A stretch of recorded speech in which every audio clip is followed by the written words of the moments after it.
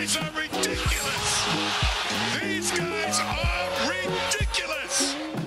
Now, how about them damn Celtics? Welcome back to another How About Them Celtics video. Sam and I are here recording on Thursday, July 20th. You're probably seeing this video later next week, but it's evergreen enough where we recorded it early because we're reacting to another one of Zach Buckley's articles. The legend supplying us with content throughout July.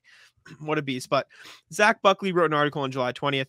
Celtics minimum contracts to pursue as late NBA free agency steals. The thumbnail being Javonte Green and Jaylen Brown. So spoiler alert, Javonte Green is probably one of the options. But let's take a look. He's not the first one. Hamidou Diallo of the Detroit Pistons is the first one. Talks about his athleticism, his jolt, speed and explosion, offensive range, and his defense, et cetera, et cetera. Not a bad option. I'll pull up his stats while you give your thoughts if you'd like. Yep. Diallo would be an interesting piece for them to bring in. He's definitely athletic. He's a freak. He can give you some energy off the bench if you do decide to play him. With that being said, he was up in Detroit. He wasn't starting. He wasn't getting a whole lot of run 18 up there. minutes a night. Yeah, where he was making, like, he wasn't playing over the half the game. So how much of a role would he have with the Celtics? That's yet to really be seen. For the minimum, he wouldn't be the worst choice. He's going to be 25 next season at the end of the month. July 31st will be his birthday. Had an okay season, shoots well from the field, but can't shoot the three for anything. So at 6'5", you're going to need a little bit more from distance to make the rotation with the Celtics, especially with Mazzulla in charge and saying, please shoot every three you possibly can shoot. I agree. Diallo almost feels like a less effective version of O'Shea Brissett. He's probably a little bit better on the perimeter just because of his quickness. But like, you already have a super athletic guy or an athletic enough guy in O'Shea Brissett. Obviously, Diallo takes it to another level, I suppose. But like, you have Jordan Walsh on the team now too. How much? Like, I'd rather play Jordan Walsh over Hamidou Diallo at this point, right? At least for developmental minutes and from what we've seen in summer league. He showed a little promise with the three-point shot a couple of years ago. Ended the 2020-21 season. He played 20 games after getting traded to Detroit. He shot 39% from deep in those games. So, like, you've seen him string together consistent runs. But, like, the past two seasons, he shot 24% and 24%. And he only took 0.4 a game this year. Hamidou Diallo took a total of 21 threes in 56 games for the Pistons. Like you said, he shot really well from the field. He shot 57% from the field on 7 attempts tonight. So, like, yes, he was very efficient. The free throw percentage, though, is an indicator of he's probably not going to be a good shooter. He shot 58.8% from the line this year. Probably not going to be a good three-point shooter at any point. So that's the concern. He averaged 9 points, 3.5 assists, 1 rebound, though. So, like, you can see where the talent is and you can see the scoring, but I don't know. I'd rather them almost even keep a spot open so they can make a move at the deadline at that point. I'm not a huge Hamidou Diallo guy. I don't know. Can do some cool dunks. That's for sure. He was in the dunk contest at one time. He was as I sneezed. I think he won. Did Hamidou Diallo win a dunk contest? Hamidou Diallo wins dunk. No, it won't tell you that in the corner. Did he? Yeah, he won in 2019. You're right. Good call. Yeah. I know ball. He does wear number 6 though, so he would have to change his number. He would be screwed.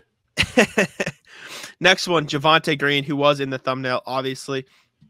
Mentions Green would welcome a return. That was per Heavy's Heavy.com Sean Devaney. Close friend with Jason Tatum, 6'4", 205 pounds. More D than 3, Buckley said, but his perimeter shooting showed signs of improvement while in Chicago. Javonte Green's an interesting case because he sort of plays that off the ball role at like the power forward where he's cutting to the hoop more than he's shooting.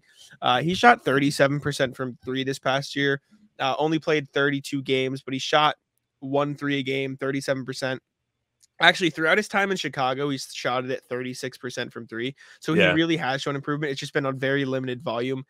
He's an active defender, extremely athletic. I mean, have you seen his pin tweet on Twitter? I haven't seen his pin tweet. No. What is it? Well, you might have seen the video. It's him doing a standing between the legs dunk. Yes, I have seen the video. Yeah, crazy. It's just ridiculous athleticism. I'd be fine with it. I think it'd be cool. Brad Stevens has shown an inclination to bring back former Celtics, so it would make sense. But yeah, I'd back it. Friend to Tatum too. All the Tatum friends this summer. One Neil of Tatum's Jefferson. best friends, actually. Yeah. And of course, like you mentioned, the report was he's open to a reunion with the Celtics. He has had a consistent 3-point shooting stretch while with the Bulls. He's carved out a consistent role with the Bulls while he was healthy. He did have a knee surgery since leaving Boston, if you weren't aware. So that's something to keep your eyes out for, just in case he's not able to contribute athletically as much. That would be why. But I think he may be my favorite candidate so far. He's over Diallo. Definitely over Diallo. Even before we did this list, it was something that we discussed when the initial report came out about him maybe wanting to come back.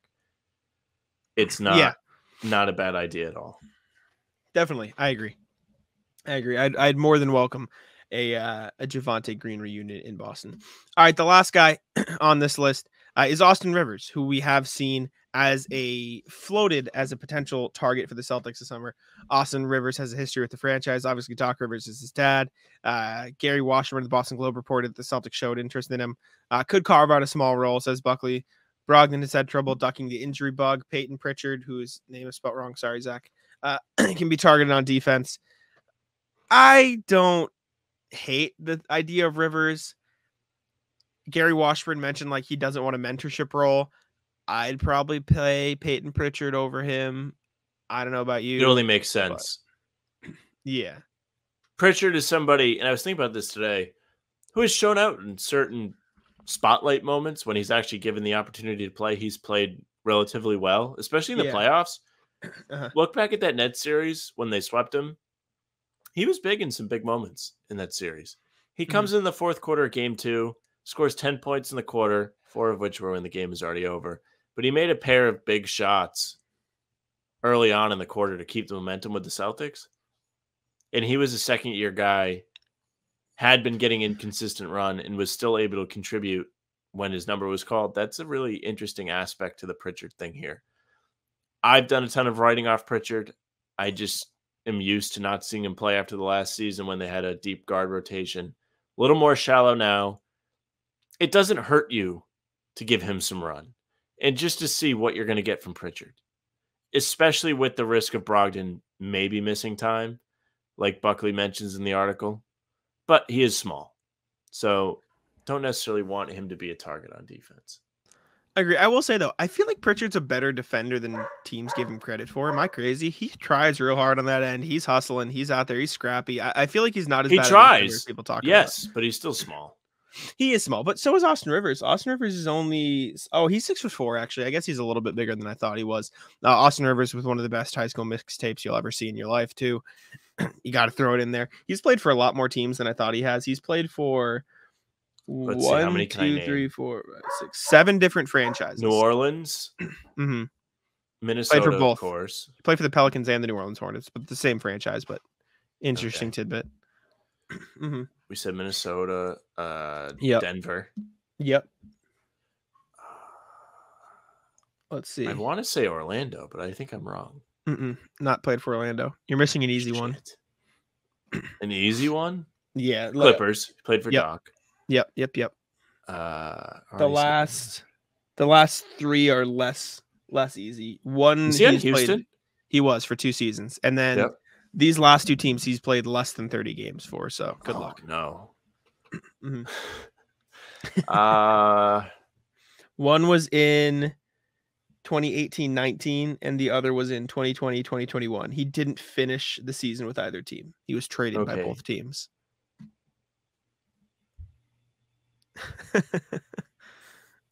I don't want to be told yet, but this is bad. The dead air is bad. At least it's not. I think Washington was one of them, right? He did play for Washington, yeah. Washington, and who else? You want a clue? I'm trying to think of what do you say? Want a clue? Which conference? Eastern Conference.